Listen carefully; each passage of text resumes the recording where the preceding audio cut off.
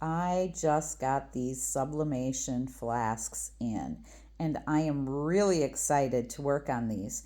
These are about 3.5 inches on the front.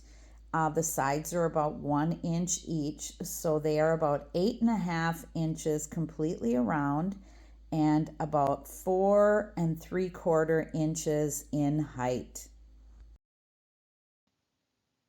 The first time I tried these flasks, I had no success because I tried to do a full wrap, and it is virtually impossible to do a full wrap on these because one side is convex and one side is concave, and you just can't get it tight enough. I even tried a shrink sleeve on the full wrap, and I just could not get it to work. So I decided to do some designs that were just going to be on the front.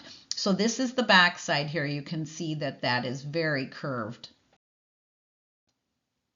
And here I have turned it over. So what I have done is I made a bunch of designs that I thought would look really good on these flasks, and I will have a link below for those. I'll have them in my Etsy shop. But I just decided to put these on the front side. So here I have taped my design in place. I used HTV 125. I have an Epson EcoTank 2760 that I've converted over to sublimation printing by adding sublimation ink, and you can see that I have reversed my print here. Again, this is heat resistant tape that I am using. So I taped my image in place, and then I made sure I taped all the way around so that there is no air that is going to be getting under this. Now, because I am going to be using a 20-ounce tumbler shrink sleeve that I use for my tumblers for sublimation on this, it fits perfectly in a 20-ounce. It's a little short for it, but it still works really well. Actually, the sleeve is too long for the actual flask. So what I have to do here now is I put heat-resistant tape around the top where the piece screws on, and then I also just took some plain copy paper and I am going around the flask with that, because anywhere that the shrink sleeve touches on this flask, it is going to stick. So we want to make sure that we cover as much area as possible with this paper without distorting our image underneath. And here is the flask inside of a 20-ounce sublimation shrink sleeve. I'll have a link below for that as well.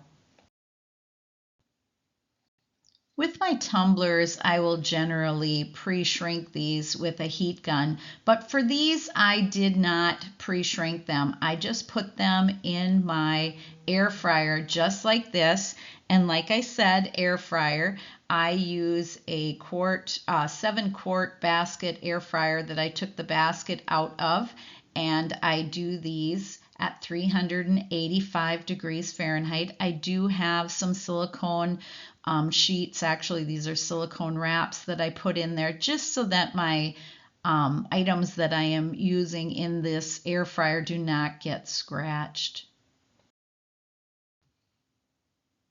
And here you can see it just starting to shrink down. So again, like I said, my air fryer is at 385 degrees Fahrenheit. I had preheated it, and I am going to have these flasks in there for 5 minutes. So it's going to be 2.5 minutes, and then I'm going to flip it. And here you can see after the 5 minutes. Now the shrink sleeve will completely almost disintegrate right off of these, but it does hold it in place and it keeps it nice and tight for that side that the image is on. So when I take it out, I want to pull off as much of this plastic as possible while it's still hot, because it will tend to stick to the metal, and it's actually easier to get it off while it's hot. But be very careful and wear heat resistant gloves when doing this.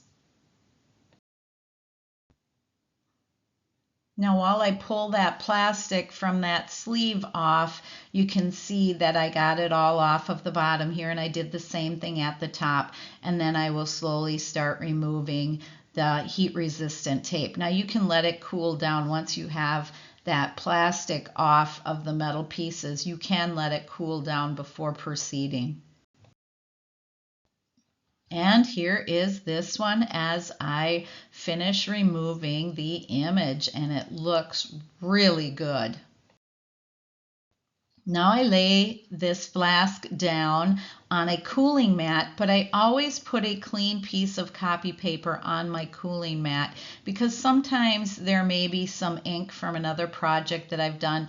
And when these are really hot, they can pick up that ink and they can leave some ghosting on there. So I've learned to make sure that I lay my hot items that I take out of my oven or my press. I always put them on a clean sheet of protective paper.